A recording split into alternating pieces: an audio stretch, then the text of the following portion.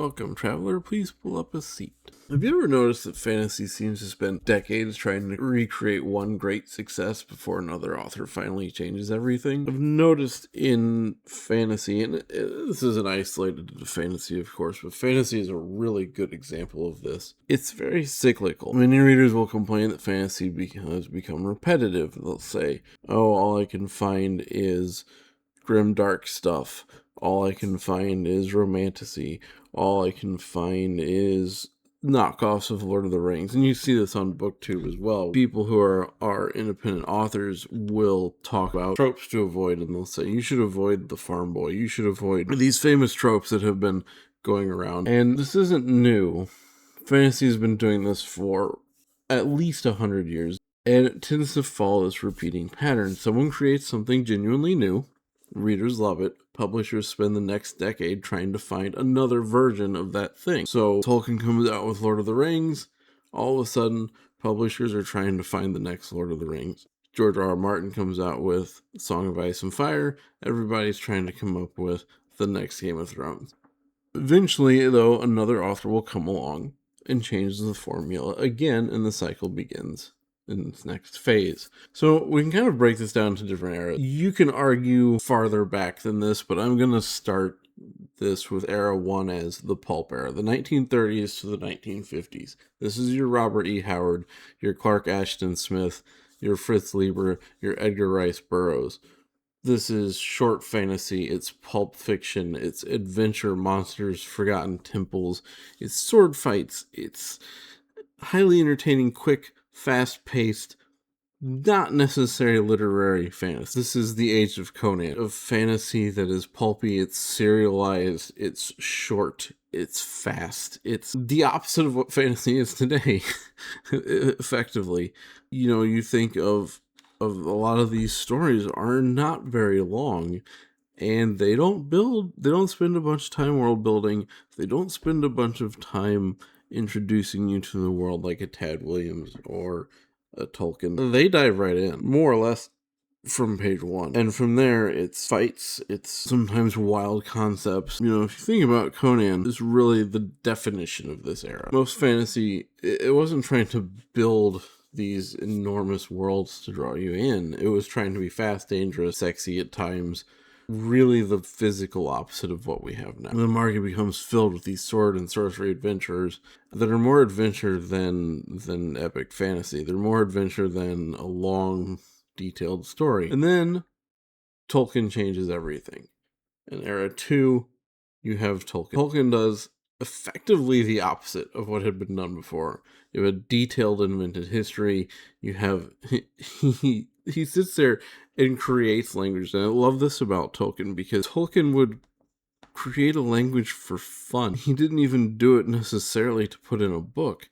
He was writing in his own defined code language to his family in World War I because he enjoyed it. I mean, this is not the kind of thing that comes around very often. Somebody who truly is just like, I'm going to make up the language because I can, because it's fun. He creates a mythology he calls it a mythology for England. He creates this mythology because he sees mythology in other places, and he wants to create a modern mythology for England. He creates this enormous world, right? It's highly detailed world that Lord of the Rings takes place in. Comes up with all these different races: hobbits, elves, dwarves, goblins, orcs, you name it, right? Everything that fantasy later becomes known for. And it's a grand struggle between good and evil, which was not really the case in the pulp fiction era. Fantasy goes from quick, fast, not taken seriously. You have to understand these pulp books were produced quickly, cheaply, and were not considered serious literature by anybody. But fantasy now was epic. After Tolkien, everyone wanted the next Lord of the Rings, and publishers couldn't get enough. You get Terry Brooks, you get David Edding. Later on, you get Robert Jordan, and you get The Wheel of Time, which is very, very heavily influenced by Lord of the Rings. Just a little bit after this era. But the 90s, you can argue the 90s stretches into this as well. Many of these books are genuinely good. Terry Brooks, David Eddings, Robert Jordan, these are all famous authors who have works of fantasy that are popular in their own right. It's not that the cycle of chasing Tolkien was bad. And this is what fantasy does repeatedly, and you'll see it again in its next phase. Along comes George R. R. Martin, and he writes something completely different. And it's his entire point is, I'm going to write counter to Tolkien. He was influenced by Tolkien, but he sees the Tolkien era, and he rejects it, and he tries to create something new, and he succeeds. His fantasy is about politics. It's about war, consequences, death. It undermines the chosen hero trope. It undermines a lot of the hope. It undermines every time in, especially the first book, you start to get to a point where you would expect a certain thing to happen because of your influence from Lord of the Rings, where the good person is about to triumph, etc. George R. R. Martin flips it on its head. Suddenly fantasy becomes darker, cynical, more grounded, and less epic. It pulls back from the high magic of a Tolkien, and it pulls back from the hope of a Tolkien. And then publishers wanted more of that. It was not just books, it becomes television, it becomes video games, it becomes tabletop game. There was for years a Lord of the Rings tabletop game produced by Games Workshop. Now we have a Game of Thrones tabletop game. You have, of course, the Game of Thrones TV show and its various spin-offs, House of the Dragon, etc. It influences dark fantasy video games like Lost Souls. And it's not Martin's fault. Martin wanted to have a conversation effectively with Tolkien where he's saying, this isn't enough. He goes out and he writes his dark fantasy. It's the publishers who then turn around and said, okay, we need the next Game of Thrones. Everybody, let's go out and look for Game of Thrones. And unfortunately, with the structure of the publishing industry, this is a very real thing. Agents will see Game of Thrones and see its success, and then they will turn and they will go, we need the next Game of Thrones. Now, you'll notice as we go through here that I have left out an author because I don't believe that she created an era. I'm leaving out J.K. Rowling and Harry Potter. And that's because J.K. Rowling and Harry Potter play more into YA as a trend than they do into fantasy, which is it's interesting sub-conversation that could be had some other time, I think. But it doesn't really play into the cycles of fantasy for whatever reason. Even though Harry Potter clearly is a fantasy series, it gets pulled into YA more than it gets pulled into fantasy and the conversations about fantasy. So George R. R. Martin creates Game of Thrones. Game of Thrones becomes very popular, and everybody's now writing dark fantasy. You turn around, it's everywhere. Every time I go look for a fantasy novel somewhere, there's another dark fantasy. And this can be frustrating for readers in any era. And this is why Martin comes out of the Tolkien era. Because he gets frustrated with Tolkien.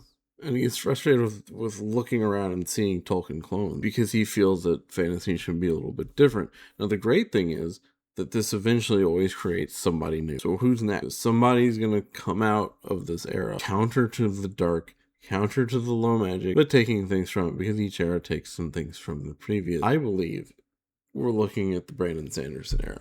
I don't think it's in full swing yet, but it's very close. Sanderson has become one of fantasy's biggest names, and in a time where George R. R. Martin is not finishing the Game of Thrones, in a time where people are increasingly talking about how tired they are of dark fantasy and grim dark fantasy and low magic, in a time when people don't necessarily feel like maybe fantasy doesn't have to be hyper-realistic, maybe it can be a little more fantastical. Sanderson's putting out books like it's going out of style, and his books are hopeful. They draw in some ways from Tolkien and being hopeful and being usually about good versus evil, but not always that directly. Sometimes they have chosen one type characters.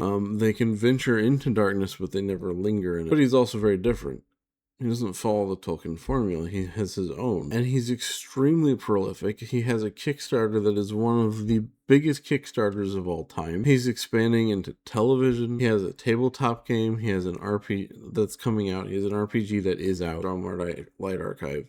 He's noticeably different from the grimdark wave that came after George R. R. Martin. He has hard magic systems. He has transparent prose. He has optimistic heroes. He has this enormous connected universe that is the Cosmere, and carefully planned endings with cinematic pacing. He takes the time of a Tolkien and a George R. R. Martin without being either one. The question is, will publishers try to imitate him? And yeah, probably, because that's what they've done with everybody else what needs to happen is each of these authors has hit sort of critical mass of popularity. I think we're there with Sanderson, or we're right there with Sanderson. He is in every conversation about fantasy now. And where he might have been overshadowed by George R. R. Martin, George R. R. Martin's not finishing his series, and Sanderson is. I think that's going to bring an end, along with just the frustration of people being like, I'm tired of the dark fantasy. I think it's going to bring an end to his era, and I think we're going to see people looking for Sanderson-esque fantasy coming from publishers and publishing agents, as everything else has. The really interesting thing is that every one of these authors was revolutionary. None of them was a clone of the other. None of them cloned the person before them. Many of them took inspiration from what came before and then took it in a different direction. Their imitators, though, weren't revolutionary. The Wheel of Time is a really famous fantasy series, but it's not copied because it is itself a copy. It takes very heavily from The Lord of the Rings. And I'm not saying it's bad. I'm just saying it's very heavily influenced and not different enough that it creates its own Robert Jordan era, right? So while The Wheel of Time stands out, there's plenty of other books that are based on the concepts that Tolkien brought out that nobody really remembered. But as publishers begin these trends, as they spend 10 plus years chasing this one idea, readers begin feeling like this is just what fantasy is. But it's just not the case. Even during Tolkien's era, Conan still existed. During George R. R. Martin's era, there were people writing Tolkien-esque fantasy. And during Sanderson's era, there will be people writing George R. R. Martin fantasy. Tad Williams, Guy Gabriel Kay, Michael J. Sullivan, and many others are writing different things, or were writing different things. Tad Williams is actually writing sequels to his original. Tad Williams originally wrote in the tail end of the Tolkien era, but Brandon Sanderson comes out in the middle of George R. R. Martin's era. Guy Gabriel Kay, same thing. Michael J. Sullivan, same thing. Yeah, but you're getting your Guy Gabriel Kay's, your Brandon Sanderson's, your Michael Sullivan's, your Conan the Barbarian, while you're getting the big trend, whatever that trend happens to be. Perhaps the next great fantasy revolution isn't already famous. Maybe it's sitting on a shelf somewhere, ignored because it doesn't resemble whatever sold last year. But if history tells us anything, that's probably exactly where we'll find it. Mistborn did not create the Sanderson era. These books all come out initially unheralded. I think it's a fascinating aspect of fantasy to watch. And while it can feel frustrating for readers, I want to remind you there is plenty of stuff still out.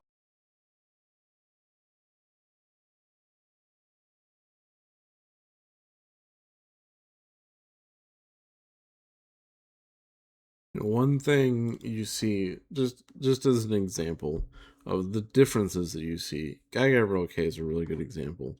He wrote Under Heaven, and Under Heaven is an Lord of the Rings. It's very, very different from George R. R. Martin and Brandon Sanderson, and I highly recommend it. I think if you're looking for something different than the era that we're in, you should go out and read that.